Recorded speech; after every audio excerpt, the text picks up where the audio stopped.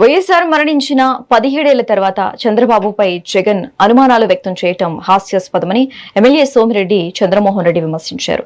వైఎస్ఆర్ చనిపోయిన సమయంలో రాష్ట్రంలో కేంద్రంలో కాంగ్రెస్ ప్రభుత్వాలే ఉన్నాయని, సిబిఐ విచారణలో అది ప్రమాదమని తేలిందని గుర్తు చేశారు. 5 ఏళ్లు ముఖ్యమంత్రిగా ఉన్నప్పుడు జగన్ ఎందుకు మౌనంగా ఉన్నారని ప్రశ్నించారు.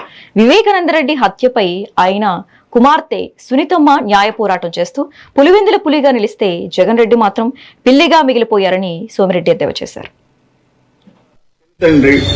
వాళ్ళ తండ్రి వాళ్ళ తాత వాళ్ళందరూ చనిపోయేదానికి ఎవరు కారణం అన్నాడు. ఆఖరణ వాళ్ళ తండ్రి హెలికాప్టర్లో యాక్సిడెంట్లో చనిపోయిన దానికి వెనక్కి చంద్రబాబు అని చెప్పేసి చంద్రబాబు నాయుడు గారు అన్నారు. ఆయనే అనుమానం అన్నాడు. వాళ్ళ పిన్న తండ్రి చంద్రబాబు నాయుడు గారు ముఖ్యమంత్రిగా ఉన్నప్పుడు చనిపోయినాడు, దాని మీద అనుమానం అన్నాడు. అయితే ఒక్కటి నాకు అర్థం కాదు, వాళ్ళ తాత మాట గురించి కూడా చెప్పాడు, కానీ వాళ్ళ నాయనమ్మ వాళ్ళ జేజమ్మ ఎటు చనిపోయినారు, కానీ అది మాత్రం చంద్రబాబు నాయుడు మీద రుద్దలే, అంతవరకు ఎగ్జామ్షన్ ఇచ్చినాడు.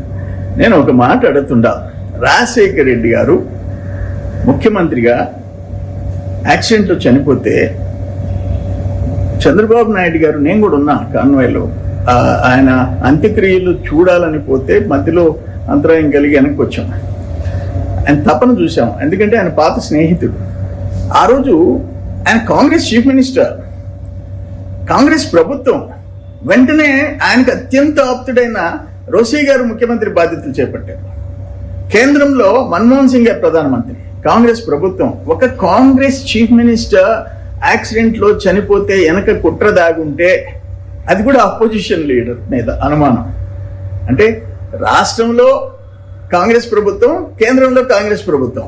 ఆఖరణ రోసయ్య గారు తన మిత్రుడు యాక్సిడెంట్ గురించి సిబిఐ వెయ్యాలని చెప్పి కేంద్రానికి రాసి సిబిఐ ఎంక్వైరీ వేయించారు.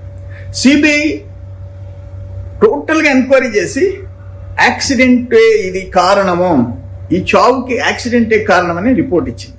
వాళ్ళ పినతండ్రి వాళ్ళ తండ్రి వాళ్ళ